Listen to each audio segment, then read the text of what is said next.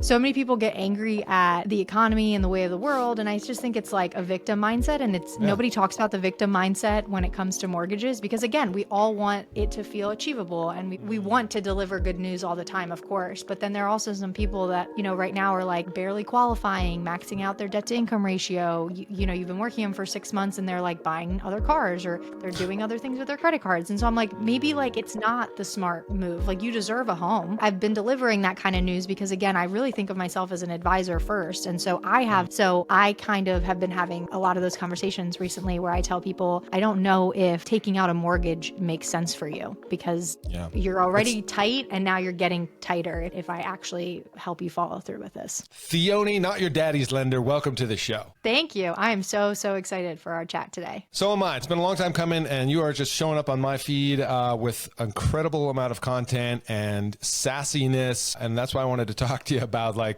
because a lot of people see people do different things online with content. People, of course, struggle with producing content and creating a personal brand, but I want to just give me your origin story. So if I'm going to set the stage for people watching and listening right now. So on Instagram, and by the way, we're not talking vanity metrics. I just want to give you the context so you can know the work that she's put into this. So Instagram, 27,000 followers. TikTok is the big daddy here, 238,000 followers, 2.8 million likes. What the hell's the backstory? Give us the origin story and how you got on this bandwagon. Yeah. So I got into the industry when I was 18. So as you can imagine, social media was just like a part of what I did as just a kid anyway. That's like what we all used it for. Once I got to college, I realized that I actually had this job and I went to college at the same time. So I realized I was like kind of feeding into people almost borderline making fun of me for the fact that I was learning so much about credit and building equity and like what all this stuff meant that school wasn't teaching us. So I started posting about it on Instagram. And so content has always just been one of those things for me that I'm always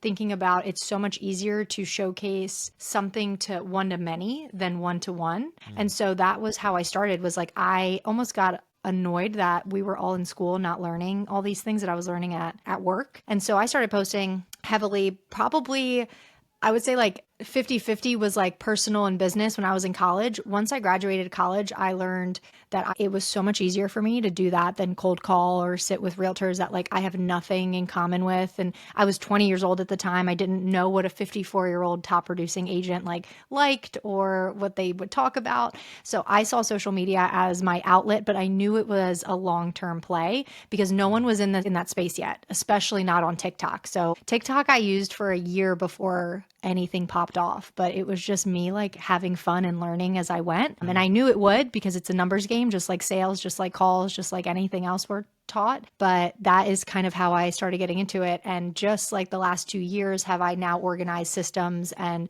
have analyzed my content to a point where I have it down to a T. But for at least 3 years, I really was just winging it. So you got into the industry in what year? 2016. 2016. And you started implementing in a real way social media what year? 2019. Mm-hmm. Is that correct? Okay. So today, what is your primary source of business? Definitely TikTok. So I'm just pulling up Redder here. So in 2024, it looks like you did about 40 loans for roughly 15 mil. Does that sound accurate? Yeah. So here, this is like the fun part of this side of things. Yeah. I used to say I love it because no one will ever know my real numbers, but that was before I was like doing the numbers. And now that I am, it's hard. So I started at a bank and I was a loan partner essentially. So there were some that would go into my name, some that wouldn't. And then because I started at a bank, I made myself out to be the lender that does lending in all 50 states because a lot of my content was revolving around that because I could for a long time. So now I get loans in every state, but they don't all go into my name. So I'm working on getting the licenses. Finally, the last year and a half, I've been working on getting all of the licenses so that my production that is on these apps is actually accurate. Right. That's why I was kind of unpack this. And I don't want people to just focus on the numbers, but did you want to correct me then for 2024 if you factor in all those other additional loans that weren't necessarily attached to you? Was the volume something different? I probably did around 18 to 20 million in 2024. Okay. All right. Total. And your number one source is TikTok. Mm-hmm. Okay, let's unpack this. How do you get business from TikTok? Let's just say I'm a loan officer. As you know, the average age of a loan officer is probably 50 something. But we have some obviously younger folks like yourself who've come into the industry. But I would say most aren't getting business from social media, let alone TikTok. Would you agree? Yeah, definitely. Okay, so let's start with what do you want to pass on to them that you might think might be directional or instructional for them? Was there a process you went through and you crossed the bridge and like, oh, lights go on and that, you know what I mean? Yeah, I think that when I started to make content, I try to remove the realtor too much. And so I was so focused on building my content that it almost was like hatred towards realtors instead of like, it sounds fun. It sounds funny, but like, Right. I love realtors and I do like, I work with Sure. a few that I found actually on TikTok that have referred me now and we work closely together. But I think that would be the biggest change is that TikTok and social media is an and to your business. It's not the only thing. I was very lucky in the position that I was in when I started, and I'll be transparent. I was a salaried employee because I was a loan partner. So I had the ability and the advantage to still like finesse and kind of build my platform as I was still getting paid. Whereas I know a lot of loan officers maybe don't have that right now. It's either do or die. And so I think that they think of content as, oh, I need to sprint through this so that I can see the results, but it should be an and.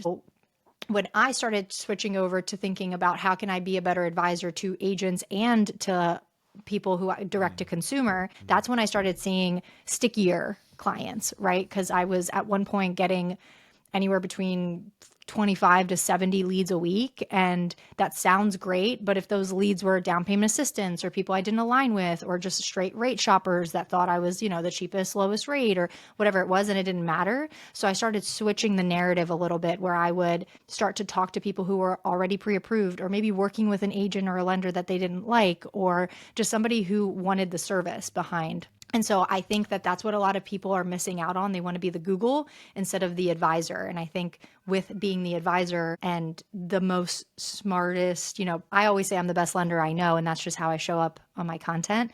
But once I started switching that in my content, I started seeing a much bigger conversion in these leads that I was bringing in and also where I was getting my business from. That's an interesting point you make. I've actually been doing some studying lately on some of my content strategy and preparing to put some stuff out on YouTube. Specifically, one of the things that I've come across is, and you can swipe this if you want, but I call it the buyer readiness ladder or the mortgage readiness ladder. And to your point, yeah, who is your content attracting? And if your content is attracting all those DPA, bad credit types of people, what I'm hearing from you is you shifted your content to be more aligned with the people who've already gone through the process and know that they can buy a house. And now they're just looking for the right person to work with. Correct. Okay. Yes, that's Right. correct. So maybe less leads, but better quality. Correct. And I think that it's hard because we're so used to being yes women and men in the industry. Yeah. So then when, you remove that, you're like, well, it's not that I won't help those people. And I get that.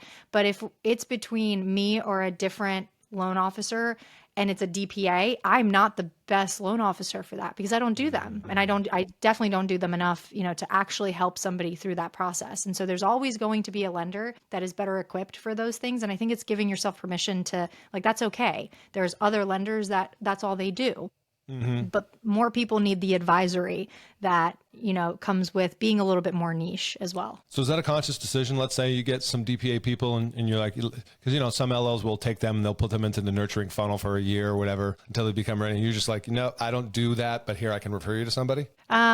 So I think the way that now I have my content, I don't get the leads at all in my funnel. Okay. Good. Yeah. So, I've made content before where I just call DPAs a scam because I personally just think they are. I just think that they are.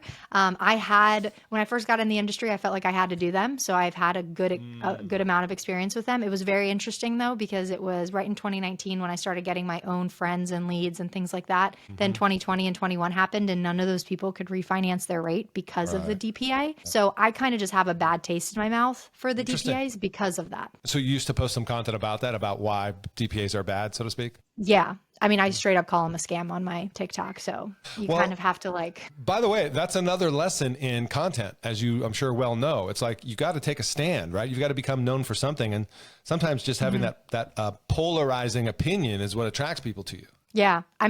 I actually have a community called Not Your Daddy's Creator Community. And one of the presentations I'm working on now are hooks and getting really good at your hook. And so usually what you just said, my hooks are very polarizing because that is, I first take a stand in whether or not you want to agree or disagree. You usually listen for the whole video. Yeah.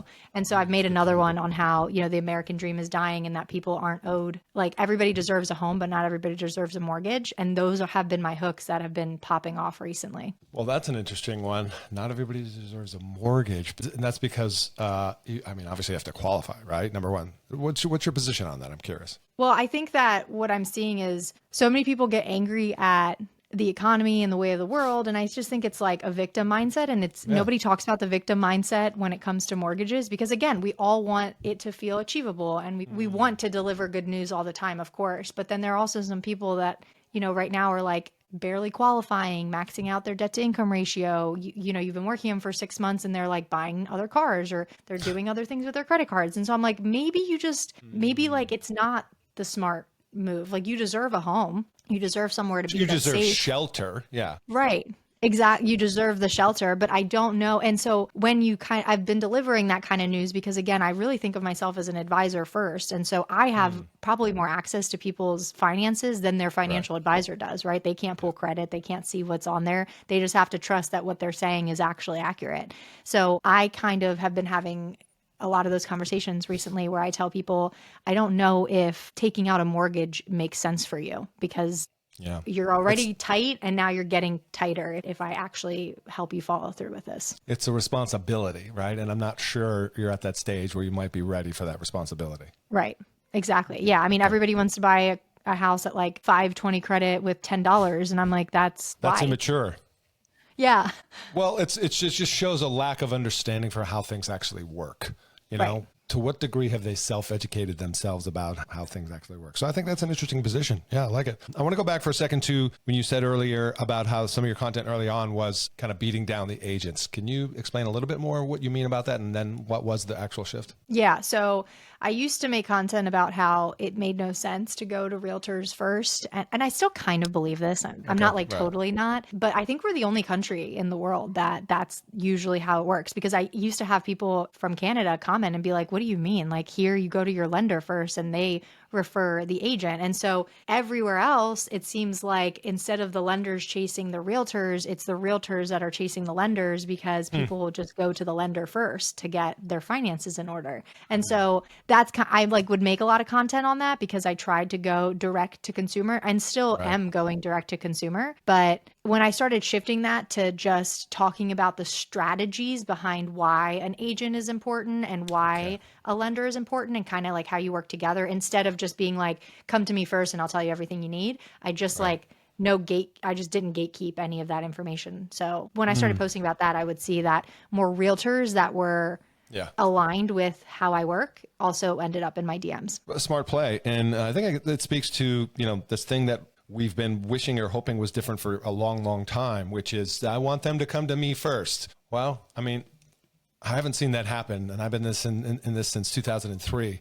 And who knows if it's ever going to happen. But let's just face it. People, they want the house first. That's the first top of the funnel thing they go through. Let's search. Let's get on Zillow. Let's do this. Let's go to open house, like all that stuff. And then eventually, yeah, honey, we're ready. Let's get serious. And then we look at our financing, right? Correct. Right. Exactly. And that's fine too. I think that I was just young and angry because I had also been told that to be successful in this industry, you have to go on coffee dates and you have to spend lunches and time. And I'm not saying those things don't work, but when I did them, I just didn't find anything in common with a lot of the top producers in my area. I didn't vibe. Okay. No, fair enough. Okay. So how many agents do you work with roughly right now? Probably 8 to 12 consistently. Consistently, right. I was going to clarify because it's need to clarify that a little bit more because you could have 20 or 30 agents, but they're not sending you any business, right? Right.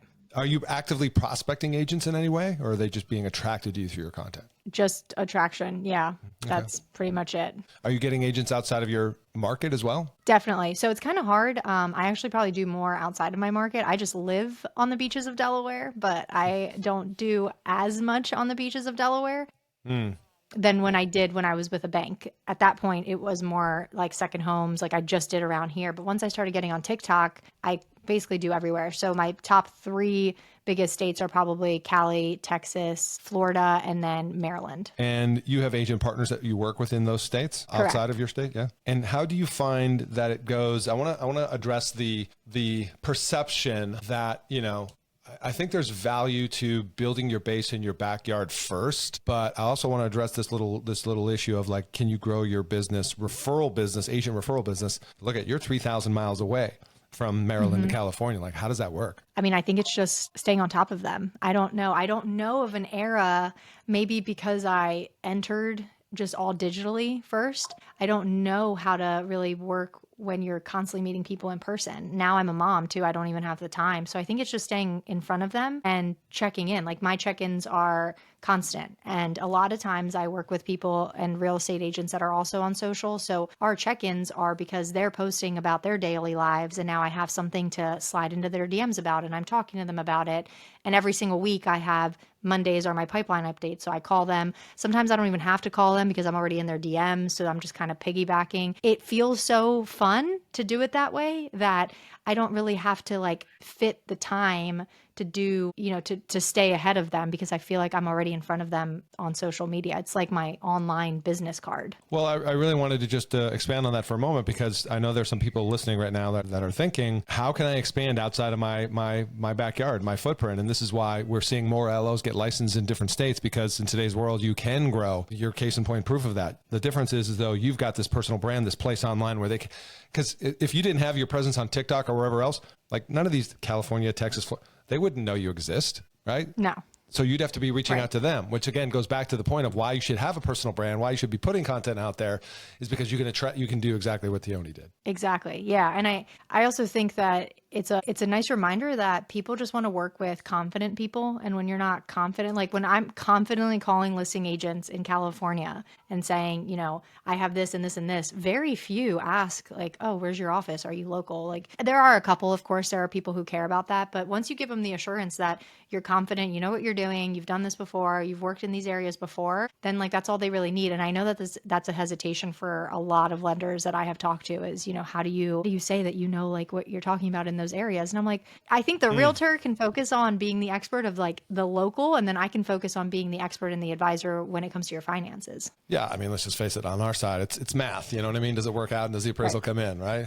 Yeah. All right. Well, that's good. And I just want to, once again, for everybody listening, this is again, why, if you're like, oh, personal brand like content and, get over it, because this is how you're going to expand and grow your business outside of, and by the way, I remember I interviewed, I don't know if it was Jennifer Beeston a long time ago. You know her? She's crushing it. I've heard that name. Yeah. So she's the #1 VA lender in the country. She's got a massive YouTube channel. She gets over 150 applications per month from That's YouTube. Amazing. Several years ago, I interviewed her, but one of the points, I think it was her that said this, was the advantage of diversifying your sources of business. Because if one state falls off the map, look, California, fires, like let's just say your market was LA. Well, what are you going to do when the fires hit LA? Or your market was Florida or this or that? Like that's the cool thing about diversifying across multiple states, is you're not subject to all those local economic. All right, so let's talk about your content strategy, right? How do you go from idea to post? Like walk us through, because that's the biggest challenge for a lot of people is, what do I post? How do I get it out there? My production process, all that. How do you do it? Yeah, so there's a word and it'll come to me at one point. I think like I go with the moment. So when I talk to people all the time, I mean, we're constantly on our phones, so we all have conversations. People can feel when you make a certain type of content, and they know if it's done during a content day that's been planned, or if it's true where you just got off the phone with somebody and you cannot believe that they didn't know the IRS tax payments is, something we add to our debt, or that, something like that. And so I take the momentum that I get and I gain from the calls that I'm on, and then I just go and create the content. So a lot of my TikTok content, as you can see, is me just showing up wherever I am. Sometimes I'm in the car. Sometimes I'm a mom of 2. So sometimes it's in the bathroom getting ready. Sometimes it's me cutting a salad. Sometimes it's eating ice cream after I get the kids down. And wherever I am, that's just where I post the content, because people can feel that. So I just allow my daily talks to be part of my content. Now, I do have a notes section in my phone that if for some reason I cannot make a piece of content at the time, I will write it down and then I just go back to it that same day, if not the next day, because I want that same feeling to be in my content when I create it. Yeah, that's very smart. And I'll have to say that I'm not good at that. I'm not good at the in the moment, grab the phone and record, even though the few times that I've done it, it's probably gotten more views than the kind of polished and prepared stuff. Not to say you can't get views with the other kind of, structured stuff. But the point being is what you're trying to, I think, highlight is people really love the authenticness, right? The connection. That this is Theoni in the moment. Like you said, it wasn't over-published. Correct. But how many, what does your content posting schedule look like? How frequent? So I'll do these things called content sprints, and that's when I'm trying to really bring in the leads and also like to get in the flow of it myself. So that'll be on TikTok. If you want to grow on TikTok, what you should be doing is content sprints. It's 2 videos a day for 2 weeks. It sounds like a lot, but when you do that, your account will grow and you just get better at being a communicator. You get better at seeing yourself, hearing yourself. You get better at telling stories, and it's a 2-week sprint. And then you have what I call like bingeable content, where you can go back and study on your own content and see like what worked and what didn't. Instagram, I always have a story up, and I'll probably post 1 to 2 reels a week. Okay. And are you posting different content as your reels or repurposing the same video from TikTok to Instagram? Yeah, I think of Instagram and TikTok a little bit differently. So I don't really repurpose a whole lot. TikTok likes to see you kind of like looking like you do every day. They don't like the prim and proper. They don't like, they as close to a FaceTime call as it can be on TikTok is what they like. So when I've tried to repurpose, it just doesn't perform very well. On TikTok, you have to earn every single view. So just because I have 200 some thousand followers doesn't mean that many people are always going to be seeing it. It's a little bit different than Instagram. On Instagram, they do like you to be a little bit more like professional looking and prim and proper. And I think a little bit less every year, but it still is kind of the baseline there. So I see TikTok as my lead generation. It's where I get most of my leads. And then I see Instagram as my nurture. It's where I nurture the community that I have, which is why I have so fewer than TikTok. But the people who follow me on Instagram are much stickier because they know more about my life. I do not post about my kids or really my life on TikTok as much, but I will on Instagram. And then, okay, that's cool. All right. So then most of your content then is you'll do the sprints and things like that, but you're not necessarily having a batch film day, right?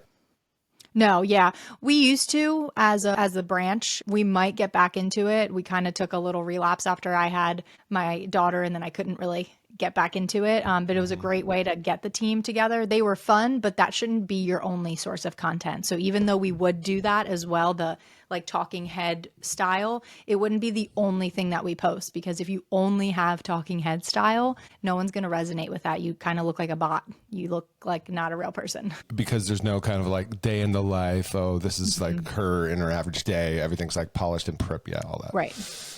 Do you use any AI tools in regards to content scripting, idea generation? Let's take that before we get into editing, but just, that. The only thing I probably will use is ChatGPT knows my voice when it comes to how I speak on my TikTok videos. So if there's ever a topic, like I'm actually working on one right now about inspectors, and it was an inspector who I talked to, and he said something like, of course, inspection reports are going to have something on them, but people get spooked so easily. But if we give you a report that has nothing on them, then, you would feel like you just got ripped off because you just paid for an inspection report, nothing showed it, and all the things. And I was like, how do I turn that into relevant to what I teach and what I know? And so I fed that to ChatGPT, and I've done a lot of work where I've taken transcriptions of my videos and then fed it to ChatGPT. So it knows my style, it knows how I talk. And then I've like asked it when I get stuck on how to deliver. And when I ask it how to deliver, it's how can I make this a FaceTime call to my best friend who has no idea about anything related to real estate? And so that's been really cool. I use it all the time for pretty much everything. So it's really cool that it knows when to plug in other pieces of my life as well, which has been nice. So the more I use it, the more I feel like it just knows me. It's my like little assistant. Do you ever, I'm curious, I've been experimenting with this myself lately, I will take videos from other creators, not necessarily in the industry either, from outside. And there's a, kind of a framework you can prompt GPT for taking this idea, which got a lot of engagement, and repurposing that. Have you ever experimented with that? No, that's interesting.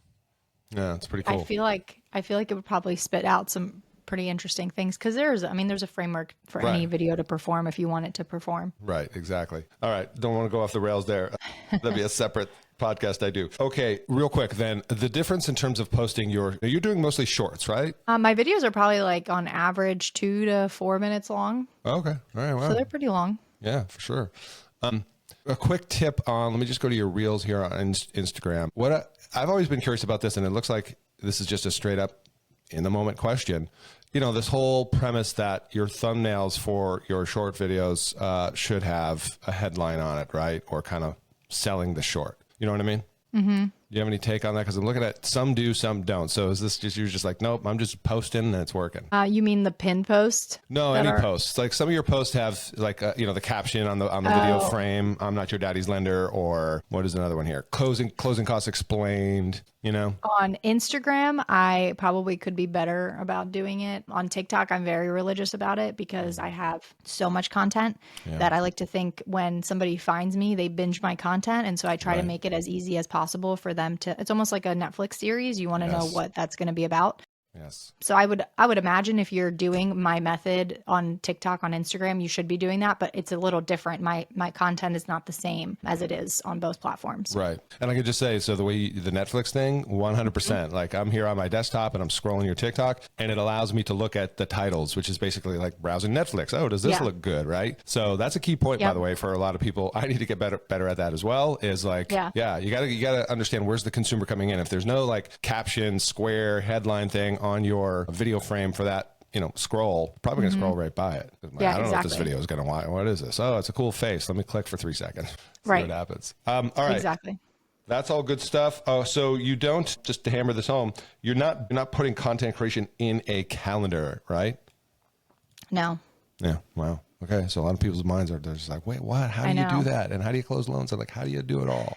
I have an amazing team. I will shout out to my team who we've built this thing in the last 3 years, and it's been a lot of leads and no conversion, and then some conversion, little leads. So it's really cool to get to a point where now it's almost like a faucet that you can turn on how much comes in and how much doesn't. I know I'm very thankful for that, but that's also something that I've been building for a long time. And finally, the last year have been seeing some true results and fruits of my labor after tweaking so much. So, just as easy as it probably looks, because I'm so established now, just know that I started somewhere too with the cringy videos, and watching my videos have also been cringy when I first started. So everybody starts somewhere, but it's just like anything that you do, any plan of action takes a little bit of time. And so I'm just thankful that finally, 3-4 years later of creating, I'm seeing some serious results in my business. Yeah, I want to tap on that real quick for a second. So to set that frame for people, because I think that's what they're not prepared for, or they want to try it. Like, oh, I'm going to try social media. I'm going to try posting 7 videos and see what happens.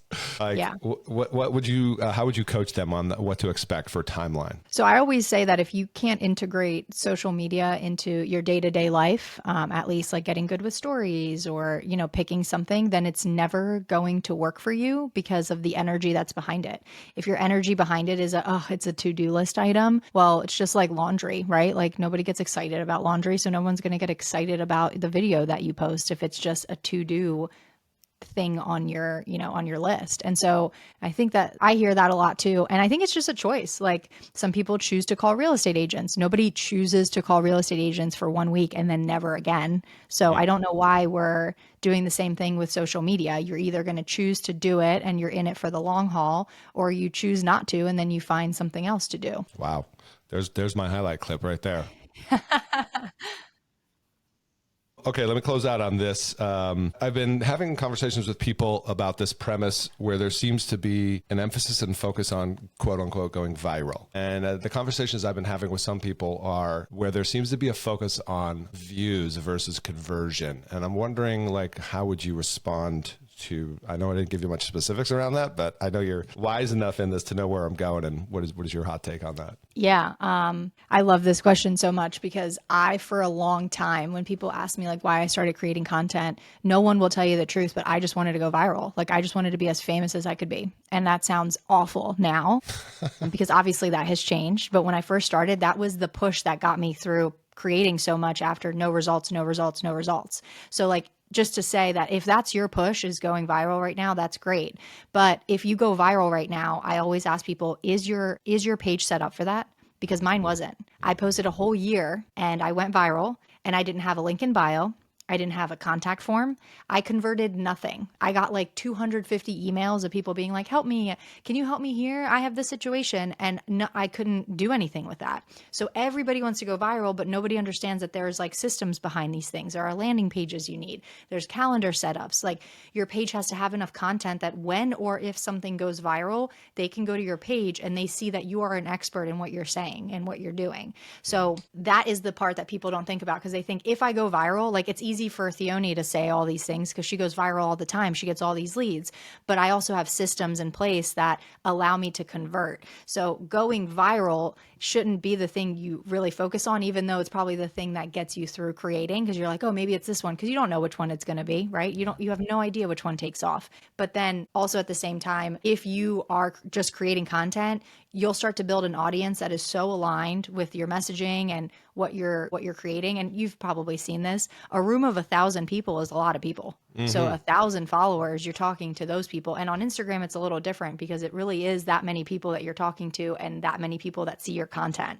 TikTok's different. Like I said, you earn every single view. So you're talking to new people. So if you're starting out and you're thinking, oh, I need to go viral, maybe start with your Instagram community first, because that's a lot of people that most people have that many followers. So it's always about going deep. It's not going wide. But if you're trying to go wide, make sure your accounts are primed to be able to convert and actually benefit from all of the content you're putting out there. Love that. Great lesson. Great lesson. Well, on that note, let's just put a cap on that and just say, Theoni, thank you so much for taking time for your busy day. A lot of wisdom here. Thanks for sharing it with our community. Thank you so much for having me. We're going to put the links to your TikTok and your Instagram in the show notes. But if you want to go there right now, it's Theoni the Lender on both TikTok and Instagram. Yep. But check the link in the show notes. And by the way, if you DM her and just let her know, share one takeaway you got from this episode, let her know that you heard it here and what impact she made for you today. Yeah, I'd love that. My DMs are always open. Awesome. Everybody, thanks for tuning in. You know what to do if you like this episode. Hey, share it with somebody or leave us a review. We'll see you on the next one. Bye for now.